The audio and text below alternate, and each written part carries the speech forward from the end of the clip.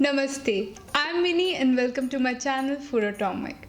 Today we are making a Buddha bowl, which is a vegetarian meal consisting of small portions of different types of food items. So let's get started. These are the list of ingredients we would need to make our simple Buddha bowl. I have also listed them in the description section. I have started by chopping 1 small broccoli, 1 medium potato, half bell pepper and 1 small onion. Let's prepare the dressing before baking the vegetables. So to a bowl add 2 tablespoons of oil, 1 teaspoon of salt, 1 teaspoon of black pepper powder, half teaspoon of vinegar and juice of 1/2 lemon. You can always increase or decrease the quantity of ingredients. You can even add additional dressing items if you like. Now place all the vegetables onto the baking tray.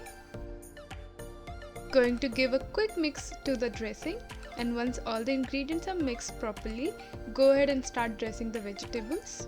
You can always choose any vegetables of your choice, but I really like the mix of broccoli, potato and the extra flavors capsicum and onion bring to it. Once the dressing is done, go ahead and place the tray in the oven. Heat it for 250 degrees Celsius for 12 to 15 minutes.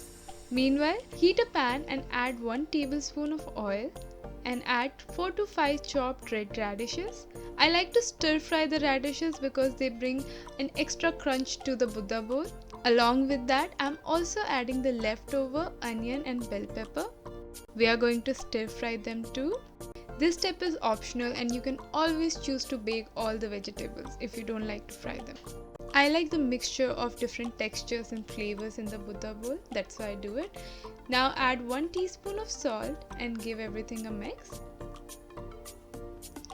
Cook it for a minute and then switch off the heat. We don't want to overcook the vegetables. On the other hand, I had boiled some beans and chickpeas, so I'm going to add that to a bowl. I like to include different types of beans as they're a good source of protein.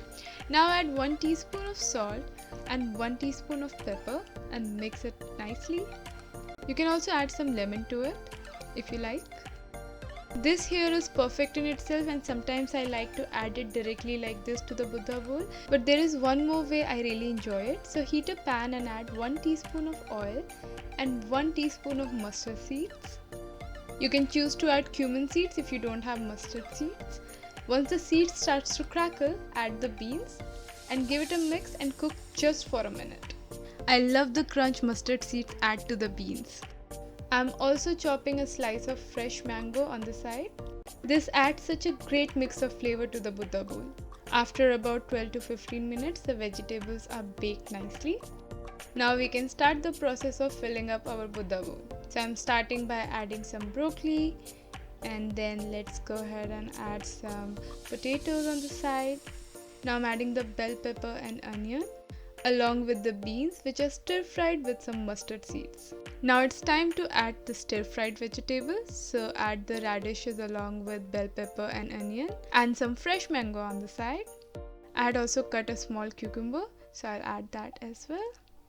The bowl looks so colorful and already has such a great mix of flavors. I'm topping it up with some slices of lemon. I'm also going to squeeze a small amount of fresh lemon juice on top. And that's it guys, the Buddha bowl is ready. It's simple, it's yummy, and it's so much full of colors and flavors. This is such a simple and go-to recipe for my Buddha bowl, and you can always create yours with your favorite vegetables and fruit. So if you like this recipe, please give it a thumbs up and don't forget to subscribe to my channel Food Atomic. If you're still looking for more vegan videos, click right here. I'll be back with another interesting vegan recipe. Until then, bye.